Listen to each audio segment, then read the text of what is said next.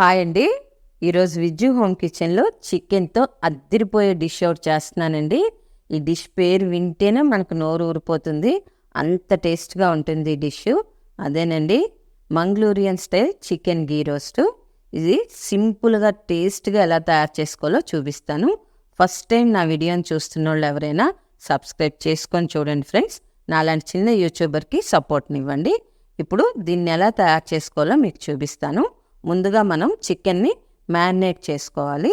750 grams చికెన్ని తీసుకొని అందులో 150 ml curd, half table spoon పసుపు, ఫుల్ టేబుల్ స్పూన్ సాల్ట్ వేసుకొని మొత్తం అంతా ఒక్కసారి కలుపుకొని 1 గంట నుంచి 2 గంటల పాటు సోక్ చేసుకోవాలి.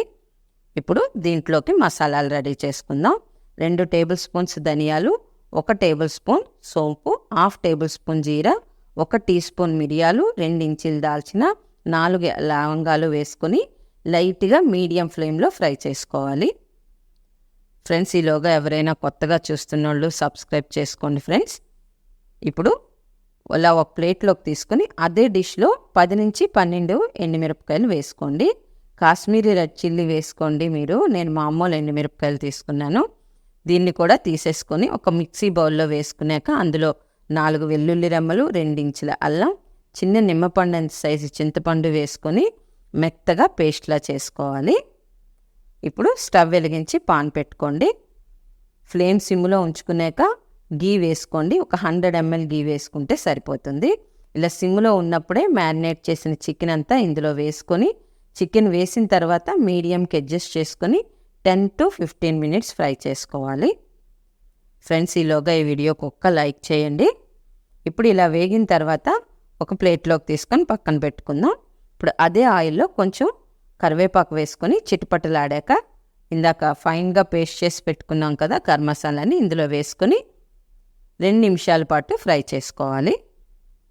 ఇప్పుడు ఇందులో టేస్ట్కి సరిపడా సాల్ట్ వేసుకొని మొత్తం కలుపుకున్నాక ఆయిల్ ఇలా పైకి తేలుతున్నప్పుడు ఇందాక మనం ఫ్రై చేసి పెట్టుకున్న చికెన్ అంతటిని ఇందులో వేసుకొని మీడియం ఫ్లేమ్లో 10 to 15 మినిట్స్ ఫ్రై చేసుకోవాలి. ఈ గ్రేవీ అంతా కూడా చికెన్ ముక్కలకి బాగా పట్టుకునేటట్టు మీడియం టు సిమ్ అడ్జస్ట్ చేస్తూ మీరు ఫ్రై చేసుకోవాలండి. సరే, ఎంత చక్కగా వస్తుందో. ఇదే కాదండి, చికెన్తో నేను చాలా ఐటమ్స్ చేసి మన ఛానల్లో పెట్టాను.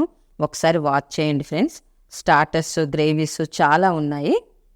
సరే, ఇలా ఈ పొజిషన్ వచ్చాక మనం స్టవ్ బంద్ చేసేసుకొని సర్వ్ చేసుకోవచ్చు.